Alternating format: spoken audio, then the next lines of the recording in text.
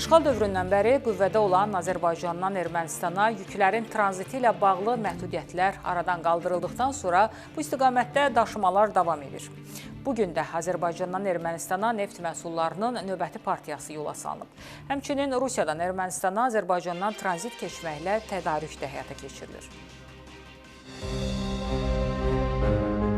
Azərbaycandan Ermənistana neft məhsullarının növbəti partiyası ixrac olunub. Bu dəfə 42 vaqon dizel yola salınıb. Güzdək stansiyasından Böyükəsi istiqamətində 42 vaqondan ibarət çəkisi 2475 ton olan dizel yanacağı göndərilib. Yük Gürcüstan ərazisindən tranzit keçməklə Ermənistana çatdırılacaq. İndiyədək Ermənistana ümumilikdə 10.000 tondan artıq dizel yola salınıb. Həmçinin 979 ton AI-92, eləcə də 2955 ton AI-95 markalı benzin də ixrac olunub. Xatırladaq ki, bu ölkəyə yanacaq ixracı 2025-ci ilin dekabrın 18-dən başlanıb. Həmin gün Ermənistana 1220 ton AI-95 markalı avtomobil yanacağı tədarük edilib.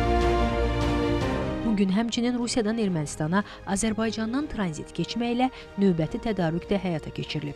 3 vaqondan ibarət çəkisi 210 ton olan buğda və 2 vaqondan ibarət çəkisi 140 ton olan arpa və 1 vaqondan ibarət çəkisi 69 ton olan gübrə Biləcəri stansiyasından Böyükəsi istiqamətinə göndərilib.